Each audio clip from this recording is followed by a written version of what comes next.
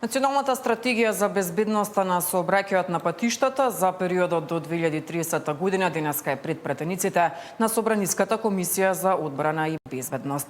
Ивана Соколовиќ најдова ја следеше оваа комисија. Иван, ова е една од првите работни активности на пратениците по завршување на одморите. Што предвидува оваа стратегија? Така единствено пратениците се вратија повторно на своите редовни обврски. Токму денеска набиена агенда, 5 комисии заседаваат на различни теми во комисијата за одбрана и безбедност. Во фокус беше ставена оваа национална стратегија за безбедност на сообраќајот на патиштата.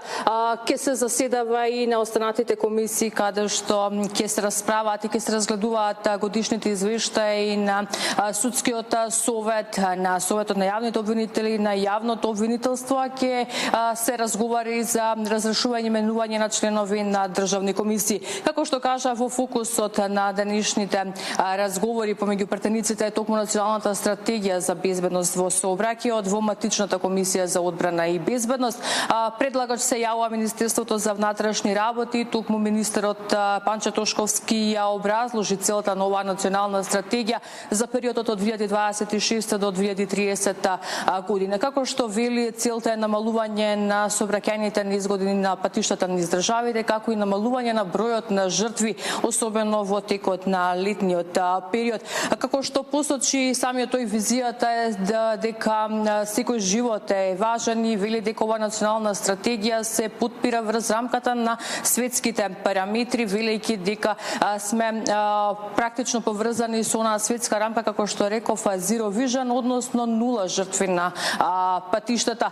Вели дека во ова национална стратегија се предвидува намалување на бројот на сообраќајни жртви, повредени, сообраќајни незгоди за 50% и како што рече, очекувањата се заедно со проектот Safe City намалување или дури 90% намалување на оние сообраќајни незгоди кои што настануваат поради неносење на соодветна опрема на патиштата, особено мислејќи на оние сообраќајни незгоди со мотоцикли.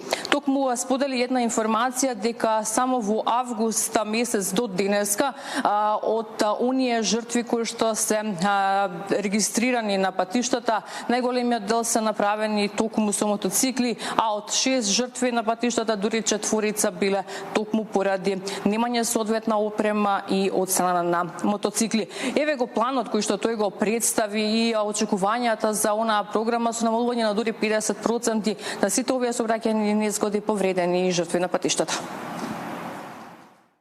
Очекувани резултати во рамки на стратегијата се со целосна примена на мерките до 2030 година, бројот на сообраќајни незгоди да се намали од прилика од околу 8500 сообраќајни незгоди 2024 на 4250 сообраќајни незгоди 2030 година, бројот на загинати лица од 142, ако не се лажам, 2024 да падне на 71 согласно на кое што е наведено во рамки на стратегијата, бројот на тешко повредени лица од 1100 да падне на 550 до 2030 година. Овие се очекувањата кои што Министерството ги има со оваа национална стратегија. Она што беше важно е дека ниту еден од пратениците, ниту една од пратеничките групи на останатите политички партии не беше против ваквата национална стратегија. Истата без расправа беше проследена до останатите собраниски тела.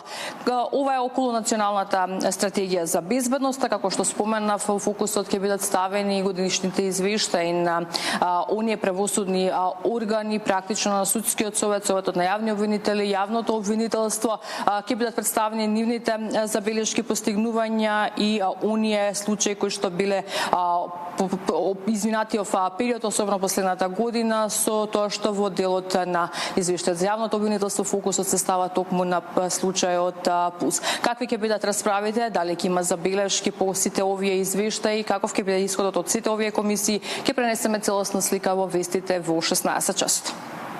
Да, Ивана, како што каже и ти, набиена агенда денеска пред пратениците. Јас ти благодарам за овие информации, многу повеќе пренесувам и во